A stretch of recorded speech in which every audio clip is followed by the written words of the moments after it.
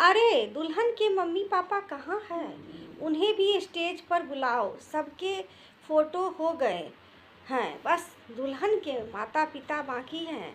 मैं एक कैमरामैन था और जयमाला के स्टेज पर सबके फोटो क्लिक कर रहा था। दुल्हा जितना खूबसूरत था उससे कहीं ज़्यादा सुंदर दुल्हन लग रही थी। नजरें झुकाए उस दुल्हन को देखकर कोई नहीं कह सकता कि वह एक गरीब परिवार की बेटी है, जिसके पिता ने अपने जीवन में सबसे बड़ी दौलत आज कन्यादान में दे दी थी। वह किसी राजकुमारी से कम नहीं लग रही थी। पंडित जी के जोर से कहने पर सभी की नज़रें दुल्हन के मम्मी पापा को ढूंढने लगी। दुल्हन के पिता रमेश मेहमानों के आगे हाथ जोड़ खड़े थे। सबको खाना खिलाने में लगे थे। वे बार बार पूछ रहे थे, भाई साहब खाना कैसा बना है?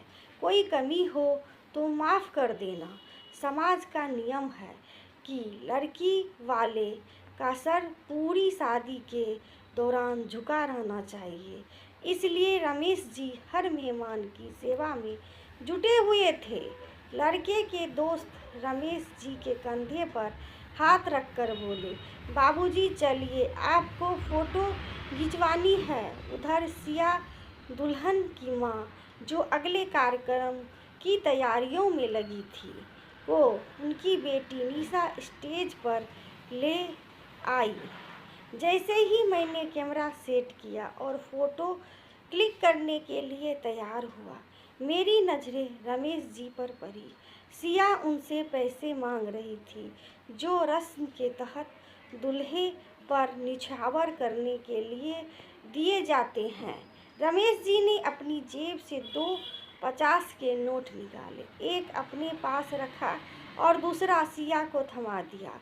रमेश जी दूल्हे के पीछे खड़े थे और सिया दुल्हन के पीछे। स्माइल करते ही मैंने फ़ोटो क्लिक की, लेकिन जैसे ही मैंने कैमरा हटाया, मैंने देखा कि रमेश जी की आंखों से आंसू बह रहे थे, उनके हाथ कांप रहे थे और नज़रें समधी की तरफ थी।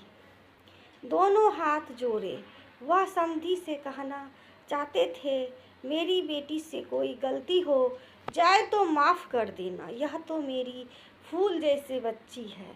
रमेश जी की उम्र लगभग 55 साल की थी और सिया की 53 साल। यह उनकी इकलौती बेटी निशा की शादी थी और आज उनकी जिम्मेदारी पूरी हो गई थी। जैसे जैसे ही यह ख्याल मेरे दिमाग में आया, मेरी भी आंख भर आई। आखिर कैसे होती है एक बेटी के माता पिता की किस्मत, जो संतान होते हुए भी अकेले जीवन बिताने को मजबूर हो जाते हैं। जब मैंने रमेश जी की स्थिति के बारे में जानने की कोशिश की तो पता चला कि उनके पास सिर्फ 4 बीघा ज़मीन थी,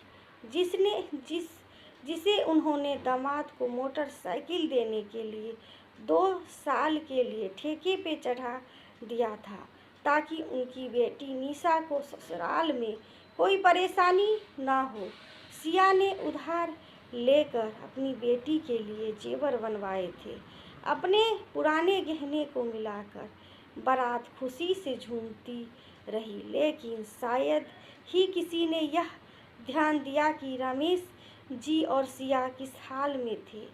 जब रात में निशा ने अपने पापा को बुलाकर कहा, पापा आपने अभी तक खाना नहीं खाया होगा, आओ पास बैठो। तब रमेश जी का रूंधा हुआ गला भावनाओं का ज्वाला फूट पड़ा। उस पल का दर्द शब्दों में नहीं लिखा जा सकता। आज तो निशा ने अपने पापा को खाना खाने बुलाया, लेकिन कल से वह आंगन सूना हो जाएगा। एक कोने में बूढ़े रमेश जी होंगे और दूसरे कोने में सिया अपनी बेटी के बचपन की उछल कूद को याद करती रहेगी। बारात तो किसी के लिए एक उत्सव होता है, लेकिन उस पिता के लिए यह क्या था मुझे नहीं पता। जब शादी तय हुई थी तो रमेश जी ने पूरे मोहल्ले में मोतीचूर के लड्डू बांटे थे और उसी दिन से पैसे जोड़ने की तैयारी शुरू कर दी थी। लेकिन अब बुढ़ापे के दिन कैसे काटेंगे, इस सवाल का कोई जवाब नहीं था। 2 महीने बाद पता चला कि दामाद और निशा रमेश जी और सिया जी को अपने साथ विदेश ले गए और उनका घर खाली रह गया। एक दिन मैं फिर उस घर गया। वहाँ एक खूंटी पर निशा की 2 साल की उम्र की एक फ्रॉक टंगी थी। शायद वह फ्रॉक निशा की आखिरी निशानी थी, जिसे देख देख कर रमेश जी और सिया जी ने 2 महीने गुजारे थे। अब वह फ्रॉक भी खाली घर के हवाले कर दी गई थी और उनकी बेटी विदेश चली गई थी। यह कहानी सिर्फ उस पिता की नहीं, बल्कि हर उस माता पिता की है जो अपनी बेटी को विदा कर देते हैं।